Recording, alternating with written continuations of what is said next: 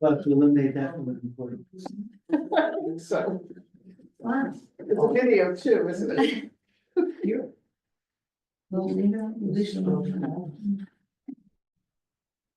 Next time, just raise your hand, sir. Yes, is that in this meeting?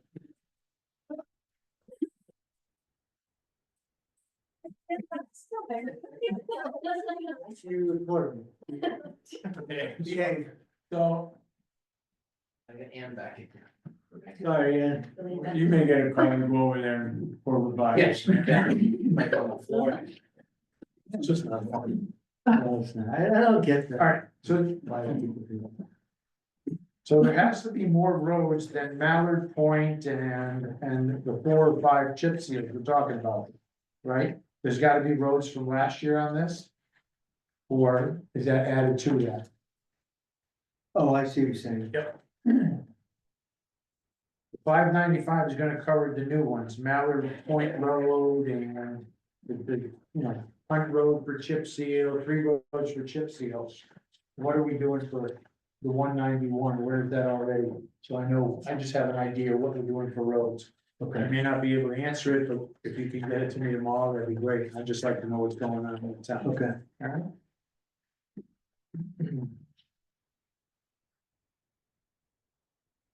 So, And Stephen, just as part of the answer there. I've been talking to other towns how to do this. They often have a capitally improved fund for roads, because the problem is. We gotta let Ann back in. But he looks over.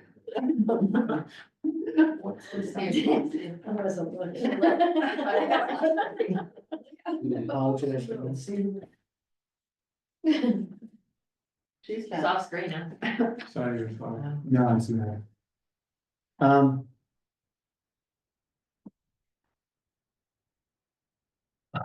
What? Yeah, it's fun, the road fund, no funds. So, the problem you have is, you have to contract your roads now.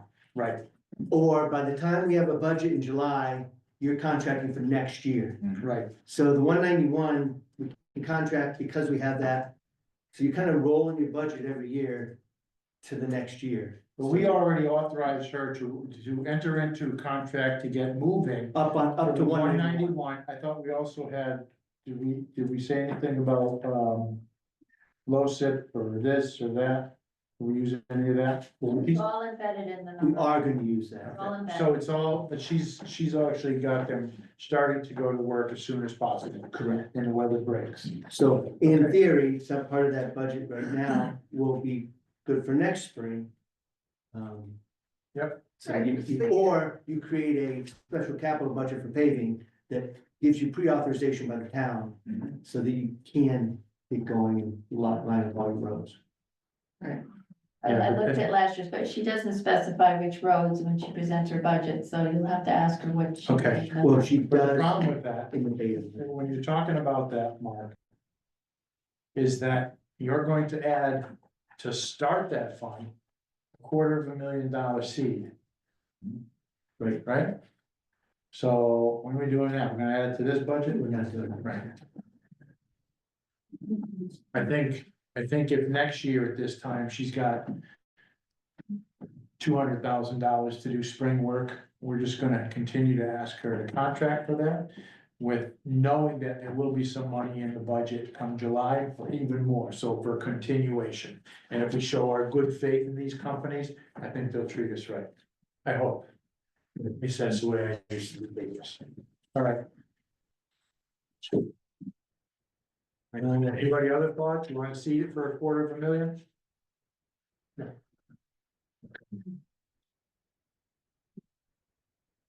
And I think in the capital budgets, we've already addressed them in our pre-analysis of capital, so But I've updated everything. okay, but before we go to capital, does anybody have any questions in the capital?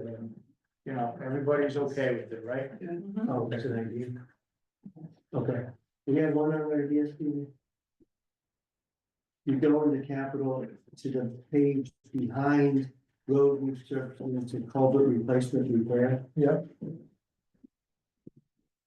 Because capital such a huge number, one way we've done it in the past to get it down is a pre-authorization through general fund of, like, you could authorize the slip lining of Old Willimantic Road Culvert and slip lining of Chesborough Bridge Road Culvert. We could get that going this spring. That pulls 263,000 out of your General, yeah, your ask to the town residents. So you're knocking a $500,000 increase off the ask. And that doesn't have to No, be you're set not. tonight, so. we can Well, look at that. we're, no, because then what you're asking for is what's budgeted will be there in the spring, so it'll be actually the seed money. We're not taking it off. This would come out of this year's budget request, because you're putting it in now. So Okay. you're funding it through general fund instead of taxpayer dollars, General fund is taxpayer dollars. but you've already done. Okay, but that doesn't solve the problem that we're looking at about having money next year in the spring, so she can contract. It's it not doesn't. roads, this is This is separate. called, This culverts is separate. And then the other thing is if we take it out of the general fund now and off the budget for next year, it's kind of 6 or 1/2 dozen then you have because, 280, you need 280 next year in culverts, and now you've gone from 0 to 280, so that's. but you also take it out of 5-Pac's hands to use that in the general fund to whatever they want to do.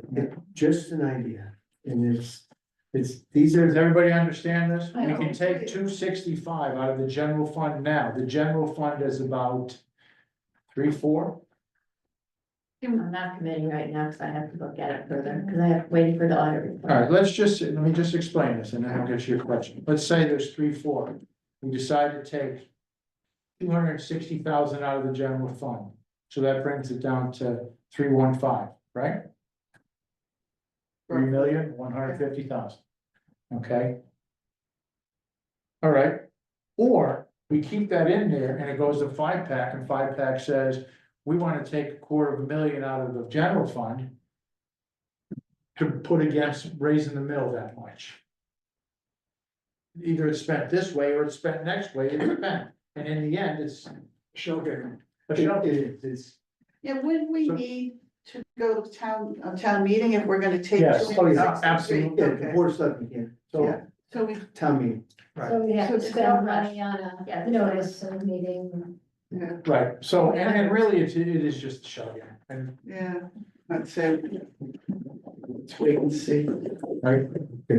So, we'll keep it in there, everybody. Mhm. Yeah, I understand, we talked about that, yeah. There's a different option. What else? Is that it? That's it.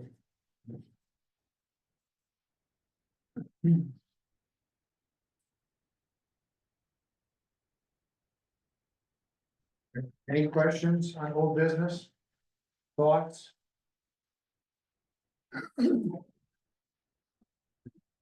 Business? So I guess my thought would be, I appreciate all the cuts and the review and all that. So based on what you have in the board of selectmen, you have updated numbers that we could consider voting on, or is that something you still need to? It's all in there. So we could actually, unless we have changes that we're looking for, we could push this to 5-Pac. Yep.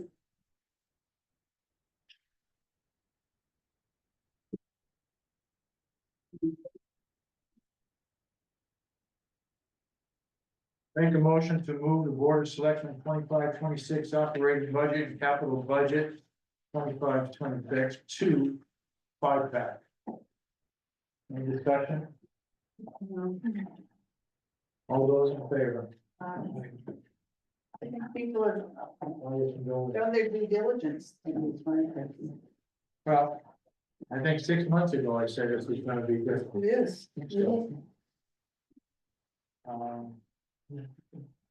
Number 7, Columbia Lake. Summer access and hours. We heard Mary Royal, other members of LMAC. We've seen CLA here. There's a true desire to keep the lake as clean as we possibly can. My desire is to keep it clean without spending $100,000 a year and trying some drastic dropping alum bombs into the bottom of the lake. Okay, so I asked for ideas, and one of the ideas that I put forward was, I was not happy, have not been happy since the first day we put in the gate. Because we've had. The gate has been left over too many times. The gate has been used after hours to put in boats that have not been searched. It has caused some conflicts of what's on the lake, what's off the lake, what should be there. I believe everybody, I wanna believe that everybody who uses the lake and puts their boat on the lake means no harm to the lake. And they probably feel they do the very best they can to adhere to keeping it clean, but I'm not sure. I can't be 100% sure. When statements like, I just fished the Connecticut River and I didn't wash my boat, ha ha. It's, I'm sure it's to cut to the quick of somebody to aggravate them. But you can't say that. You can't leave the gate open and say, oh, sorry. Can't have boats on here with engines that are way too big. With, in some cases, it's rumored to have others stickers on them denoting the incorrect horsepower. Okay? And I still don't want to spend money cleaning the lake if we can be more diligent. So I've asked about people, the board, talk about gate access and how we can do that. But we were approached by Mary Royal last week or 2 weeks ago, who said, I have some ideas. So I would ask that Mary or Muffy, please tell us what you've thought of, and hopefully we've thought of everybody who likes to use the lake. Well, Mary's giving the ideas that she's had, I just wanted to mention. And everything you said is spot on, Steve. By the way, Muffy Carter, 34 Downey Road, President, CLA. I attended a seminar on Saturday on invasive plants in Connecticut lakes, and I think we talked about this a little bit the last time. We've certainly talked about it, LMAC, but they've surveyed over 400 lakes in the state. And they've seen hydrilla in 60% of the lakes that they've surveyed. There's two species, there's a Connecticut River hydrilla, which is quite unique, and then there's this other hydrilla, but they're both really bad actors. It's been seen in Coventry Lake, and it's been seen in one of the Bolton Lower Lakes, so it's very nearby.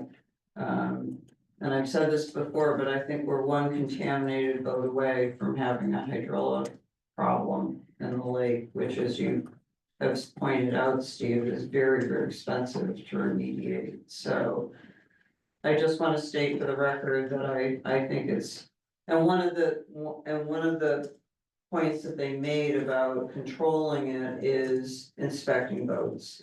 And making sure that boats go in, if they've been in a body of water that has hydrilla, that it's been cleaned and dried properly and all of that, so.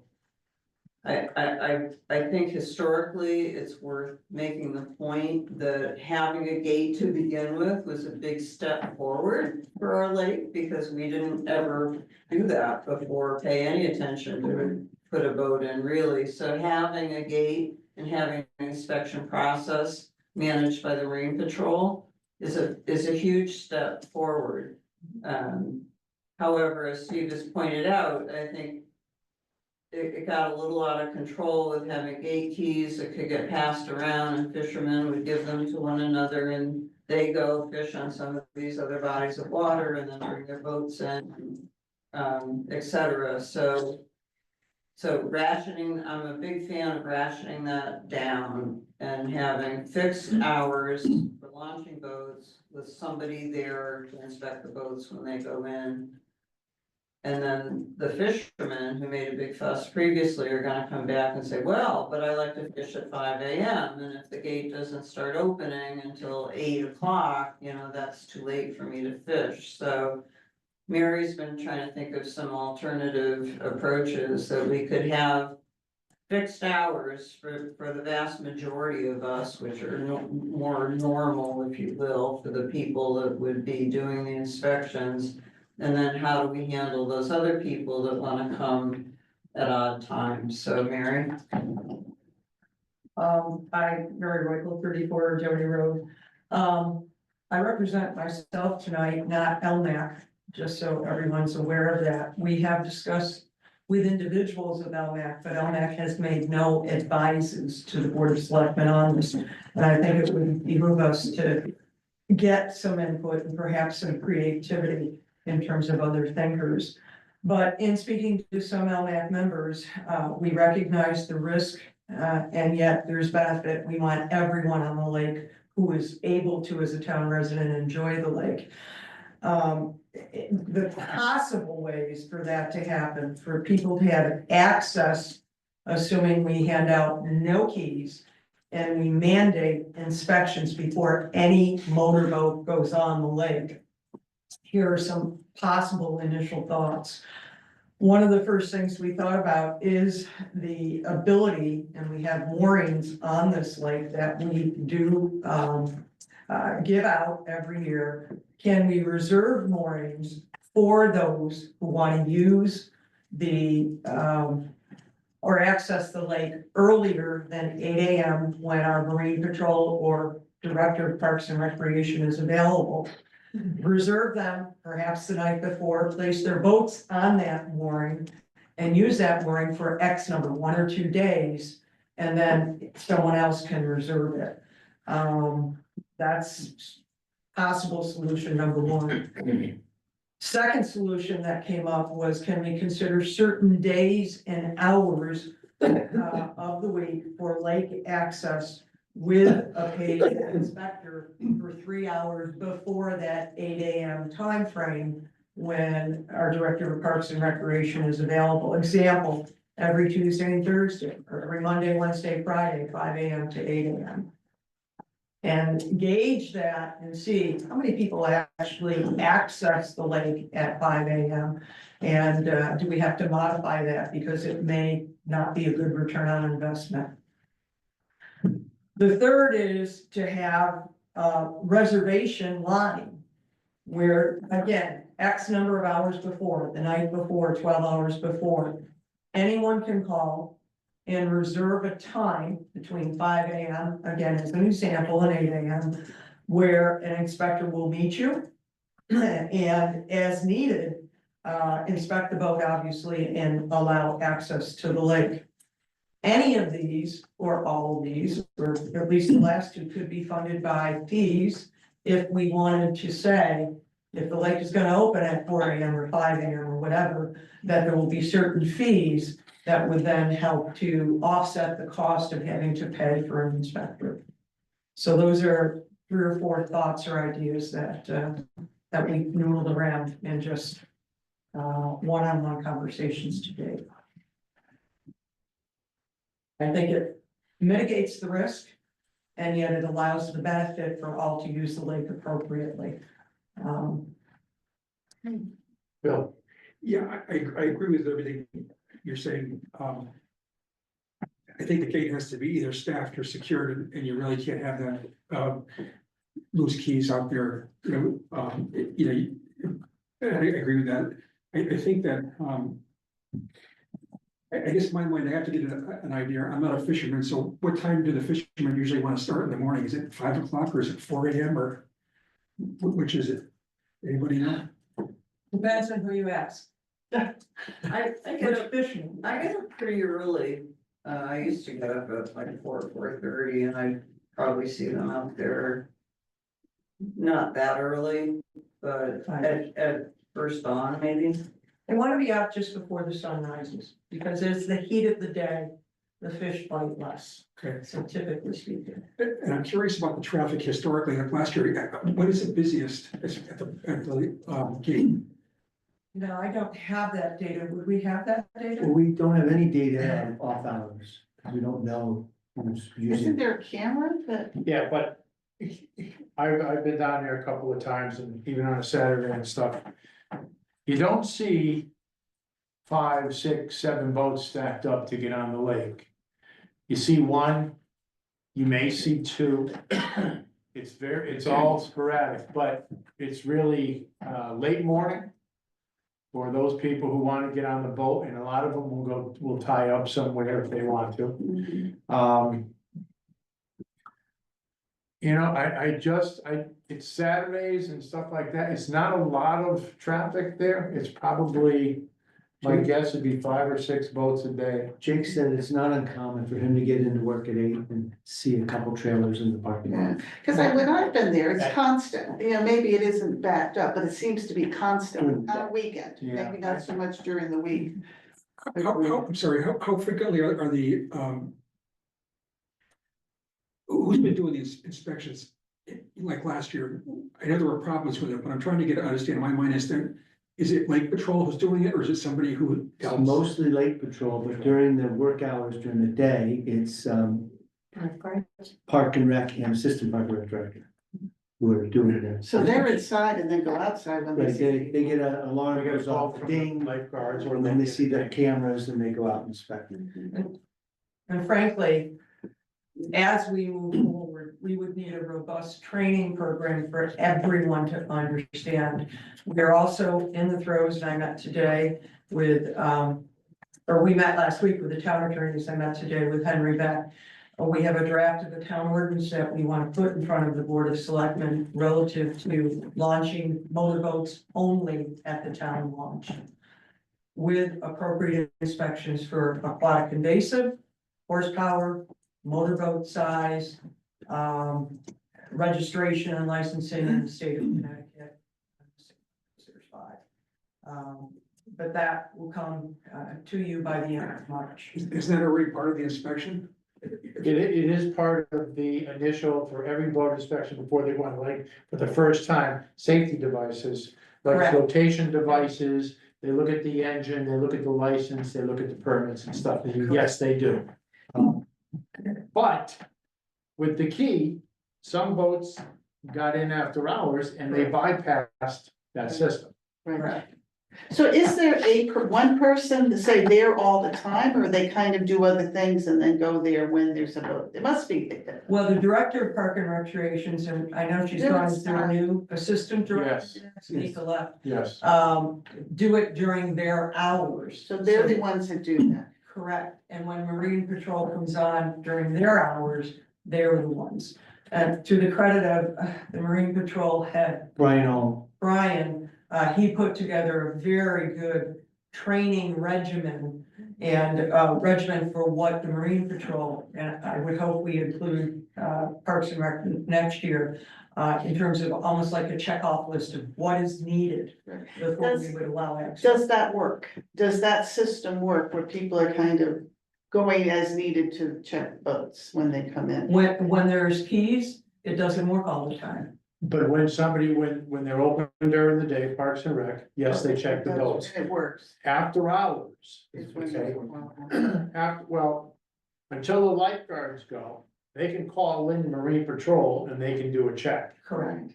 if they're on. When lifeguards go, And they go at 6, yeah. Well, and Marine Patrol has been hovering around the launch. But we also provide their number, so if someone wants to launch, there's still a sign there, I believe, they call that number, Marine Patrol comes, inspects. and At most, they're 5 minutes away at the most. So they're on the water, so they come. I just wondered, so the system, that's during the day when there are people there, that works. The It sounds system like, can work, it sounds like it. It's after hours. correct. There should not be a motorboat allowed on this lake without an inspection. Right. Bill, How many hours a day, do we have coverage there as far as somebody to inspect the boats? Right, So 8 to 8, 8 to sundown. they go past sundown, they Marine go, Patrol goes half an hour past. They go out, the late, they've been there at 9 o'clock. yeah, when it's light, real late, it's 8 in the morning till 9, at the worst, 8 in the morning till, Until a half hour after sundown. yes. So to me, it makes sense to the additional mooring, like you said, I mean, you've got a huge window when people can either. You know. Here's the problem. And I'll play devil's advocate, my face all red and everything, but I'm a couple 100 pounds. I wanna fish, I don't wanna swim to my mooring. I don't wanna paddle a I was boat gonna out ask there. how they get to know. They have to get out there, okay? The second thing is, You have to leave the boat. Do you have, what's that, moorings? No, we don't have any. Well, we They would can't have- tie up to the dock or tie up to the seawall. But they can, but here's that problem, I wanna fish for 3 hours in the morning. And then where do I tie up to get off my boat to fish again tomorrow morning?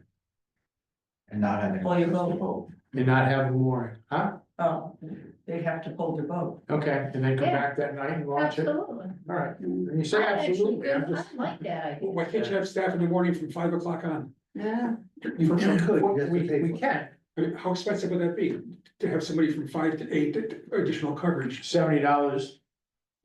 $70 plus, you know, probably $100 a day.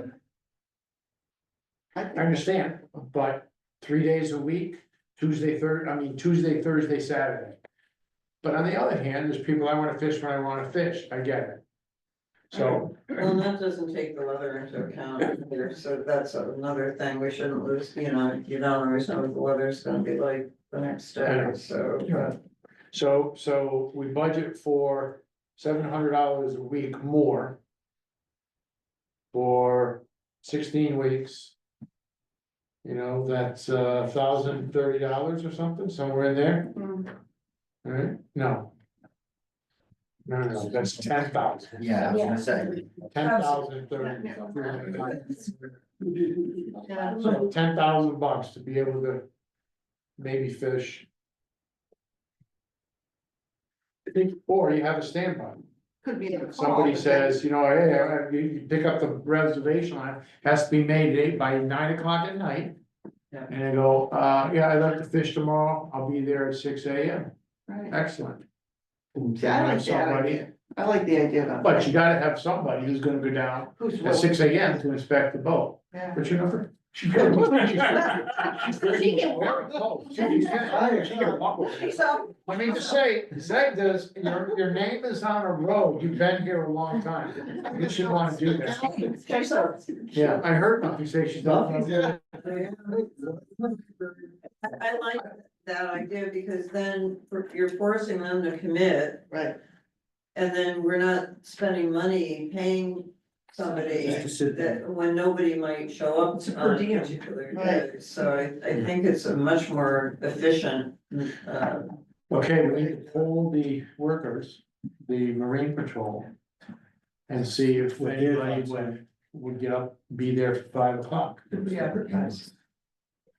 We can't get people to fill positions.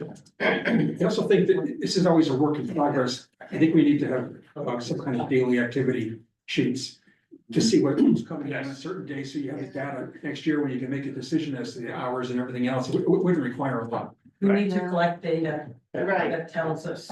right. Yeah, I know. Yeah, and it could be part of Jake's morning ritual to just look at the cameras, back them up 4 hours and see what happens. I know, I'm saying look at cameras, then you've gotta look at 3 months of cameras. No, we can do it every day as I part know, of the we ritual, can do just it take an as you inventory. go. But who lets them on the lake? Oh, that's right, with our new system, we'll know. Yeah, give them. Yeah. No, that's back in the old days of the keys. You're right. Yeah. So we'll have data. With whatever. We need to get some data here, great.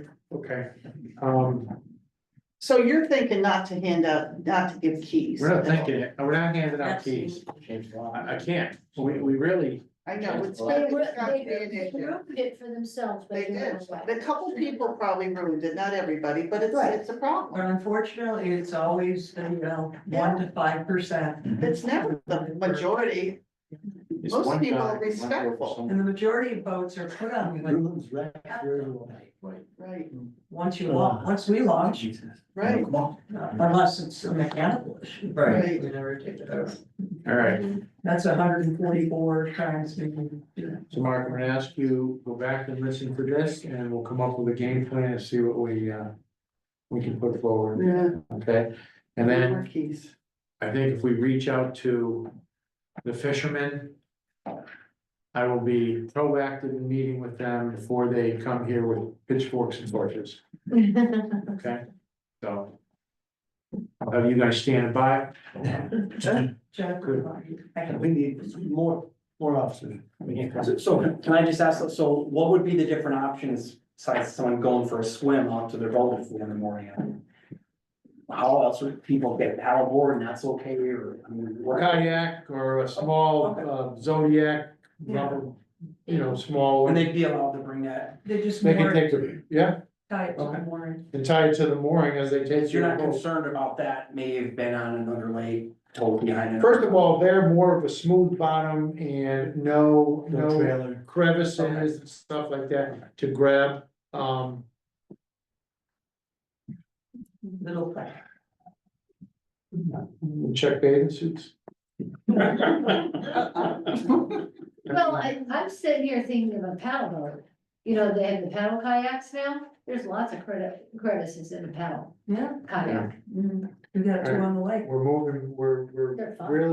we're really solidifying a 5 AM person per diem. Which is fine. We'll see if the fishermen can come up with a way to get there if they don't want to swim. They may have some ideas too. You could do both and see if anybody will take the mooring. Yeah. They like to be there. Their fishermen have been ice fishing, it's kind of cool. They've been having fun out there. I walked on the ice, I didn't ice fish. I don't know if I define cold as cold, but. I know. Okay, They since you brought up the ice fishing, and I see two of our finalists here. How does the town know that we're doing a drill on the ice before I get a lot of calls? Put it on our website, there's not, We could do You know text what? my gun. Can you? it was on everything. Oh, yeah. Yeah, it was on everything Columbia after they saw them out there. Yes, no, yes, I'm aware. They're on the ice. Don't we have, Yeah, like We could do text my gov if you. or we could do a test pen, test or some sort of. Warning flag, that. And send and put that out so people are a little educated on it, like a big green pennant out there that means we're doing a drill. Right there, the golf, the, Text text my golf. There will be Let me drills on ice with the fire department Saturday morning. And not everybody gets it, but that's word of Well, mouth. Yeah, but that'll go, as soon Yeah. as somebody puts it on there, somebody, I got a text saying. Yeah, So it's motivated. about- Put it on the website and Facebook and text me gov and. Alright, Yeah, I think that. You received a lot of calls. a couple, not a lot, I mean, a couple, but if somebody's broken through the lake and you're out there trying to save them, one call is enough to get me a little. Like, okay, what's happening, so. And I will tell you. Make sure people know ahead of time, the school one year was doing a heart attack drill out on the field. Oh, no. And they started 10 minutes early and. All Dickens bro, so. You were in New York. Right, you were both in New York. Yeah, I remember that. I remember that. Yeah, that one side. It's not playing very well. Yeah, so, It's very realistic. thanks. All right, good, You wanna call it that, yeah. thank you. So we'll get something out to the board or put a plan in motion and we'll have, take a look at it and fine tune it and vote on it and see what we can. No appointments or resignations, no town administrator's report. What I'm hearing consistently is the governor's holding fast to funding the, pension obligations, not overspending the revenue, estimates from the state. So he vetoed the joint passed bill from both the Senate and House to add a little over $40 million to special education for the towns because we've been all cut. He said he's not done, he's still negotiating with the Senate and House to see if we can come up with another way to get some money to the towns. But it won't be a simple bill that has no way of funding the 40 million as he said, what he can't stand is when we pass bills and there's no revenue source to that obligation. So that battle's going on. He also said It's really hard to pick a winner of special ed, but then leave our nonprofits who also need money. And so I don't know where this is all going. I can pick it. So more to follow as the legislation. We don't have anything more on veterans, 100% disability. We don't have anything. I know that the car tax situation is a mess right now. From my assessor, the changes they made to use MSRP as the valuation point in cars. They haven't given the towns any ability to tax cars in their supplemental taxing since like November. So they haven't gotten the software figured out as to how to calculate MSRP values of cars with 10-year depreciation. So there's a lot up in the air, all negatively affecting towns. And then just back to Columbia, I included a draft that we're putting in the newsletter and views. But this is a kind of summary of what Planning and Zoning Commission has been doing and the changes they're proposing and what are the benefits to the changes. And then if you jump back, you'll see that Planning and Zoning is having a public hearing March 10th to review all these changes with the town. Monday, right, next Monday, probably 7 o'clock. So the changes are in red. And sure. Stephen and I had a presentation over a new program that the state is allowing towns to embrace. The state cannot do enough speed enforcement. They've now passed laws that allow towns to set up speed enforcement cameras themselves. They've locked in what you can charge for a ticket, $50 for your first ticket, 75. 75 for your second ticket. There's a program you get involved with the company. They'll do the evaluations, site evaluation of the sites you think are the biggest speeding areas in your town. We're gonna give them 3 locations, one on Route 6, one on 66, and one on 87 to look at. We wouldn't start with 3 cameras, and all of this would have to be presented to the town, and an ordinance would have to be passed to allow it. But the revenue comes back to the town from the tickets, but you have to spend it on speed modification and road reconstruction. So it acts as a revenue stream for your town, and the maintenance and costs of running the software that takes a picture of your license, sends you a ticket that is released from the town. All that comes out of the $50 or the $75. That's around $12 a ticket. So much for maintaining the rural character of the community. Well, it's and Stephen, I'll let you address some of the motivation behind it. Motivation is the speed that I see people traveling up these 3 roads. Motivation is every time somebody who's been walking has to jump out of the side, and you know, I get calls a lot about the speed. When I was spend an hour with the first selectman, coffee hours at different times, when I was meeting with the seniors once a month to talk about it, the speed of the road was the number 1 issue, hands down. The state police are not, they're shorthanded, they're not pulling people over. The tractor trailers that roll through here, the 4-way or over at the center of town is 66 and 87. It's not seen where people will go through at 50 miles an hour. So is the problem the state highways or is it the town roads? Are you gonna be putting the speed stuff on these cameras on town roads or? For the state highways, because that's where we see the highest amount of speed, and with the interaction at the 4-ways and stuff, that's where we see the accidents. One of the things is that the grant system that is paying troopers overtime to do speed stops and keep it, that is not on the state highways. It's all back roads. And last year, every town in this area was able to get the funding for that. Only 3 towns now got the funding. Salem, Lebanon, and Columbia. So if we got funding for that, it's because there's an issue. And they cannot be on the state roads, they have to be on the back roads.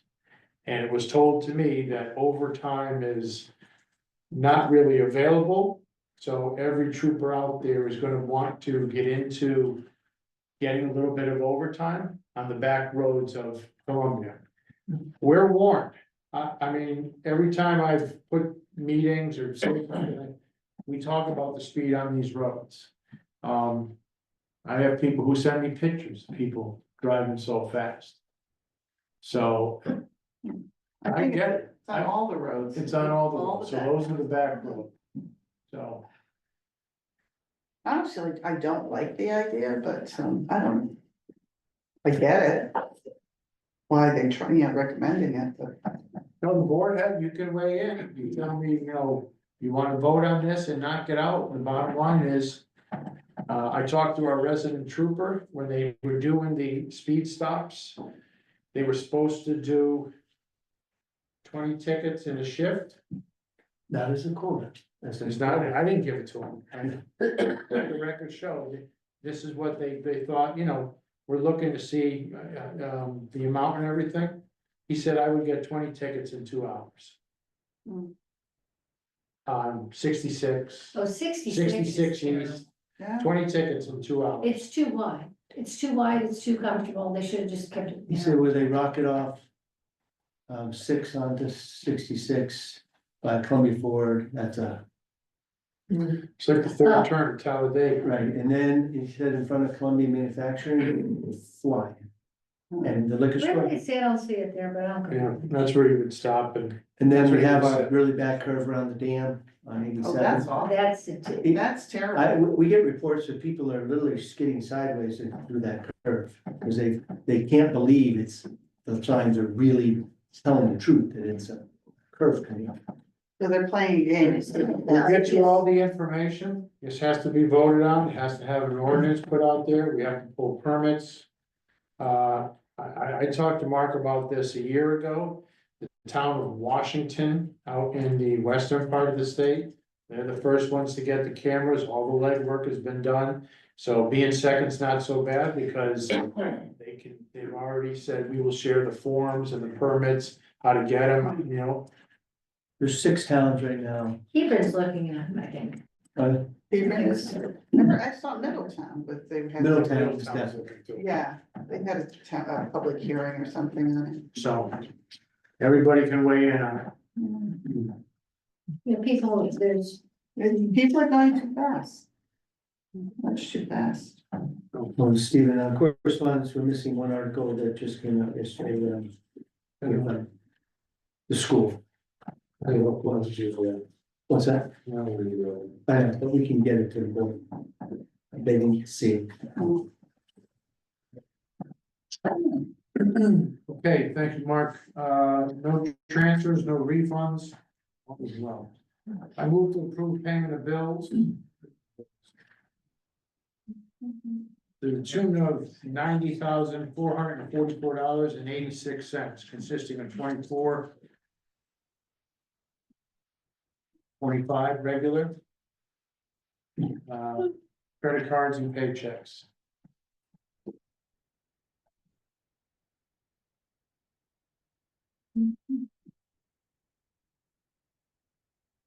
You'll see there, we just bought a lot of road salt, hopefully we don't Save need it for any next more, year. who knows? Hopefully we don't need it. No more Spring is cold. here.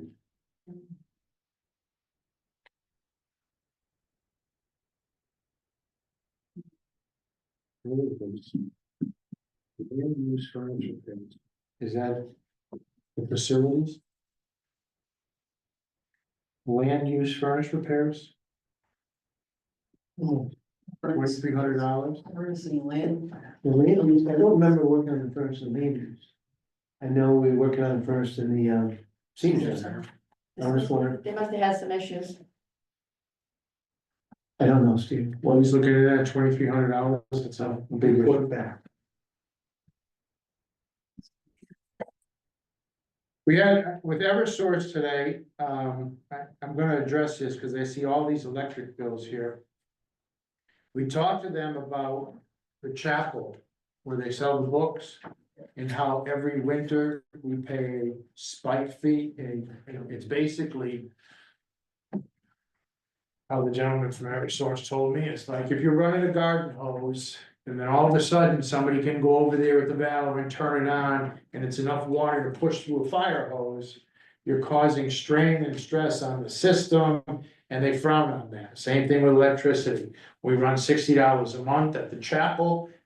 In November through March, they decide to turn up the heat to 60, because people go in and out of there to work on the books, do some work in there, and then they have a book sale. Well, it may be $150 in electricity usage, but they hit you with a spike fee. It's $594 for the month of December's bill. And we're looking at January and February being at least that, higher than that. And I said to Eversource, my goodness, that's not right. And my thought is, we don't have any book sale between the end of November and the 1st of April. I don't know, is it?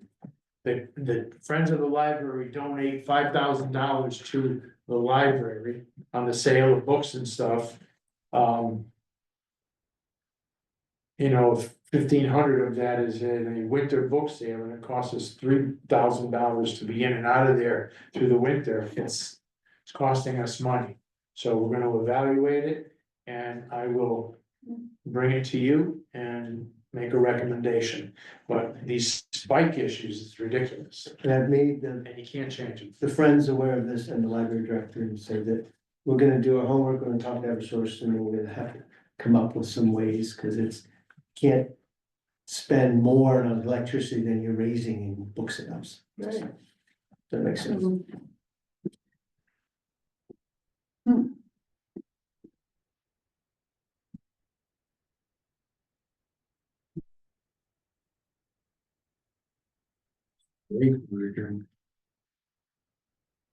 Any discussion? All those in favor of paying the bills? Opposed? Thank you very much. Audience of citizens, anybody? Board member comments? So remember the whole thing on cattails? You know, it's good when your little brain actually remembers things. So I sent an email with some information. This is just part of it. Thank you very much. There's companies out there doing cattails, and you don't plant them in the actual, like, you do floating little islands. And then you pull it all out at the end of August. And you cut off all the greens and you cut off all the dangly roots and you put them back out for the next year. And they take all that phosphorus, they weigh it, they actually measure the phosphorus that comes into the greens and stuff. And it's just extracting all that phosphorus, and then they compost it and they sell it as fertilizer. So there's companies that are starting to do it, but it would be worth looking into. That's one company that's starting inside of Canada, that also does stuff in the United States. And I sent you a 37-page, which I was thinking. I saw it Email. with me, but It's fascinating, but there is work being done on that. Nice, Thank you, thank you. this is That's however. very good. Let nature. do it. Chris, anything? Okay, Bill? 8:30. I'm not done yet. Nothing? I'm excited. No. Nothing? I gotta have another minute to make them all. All right, no executive board, thank you very much. So at this time, I make a motion to adjourn. All those in favor? Thank you. Thank you, Ann. I sent that to you. I just received an information. I'm the only one I know.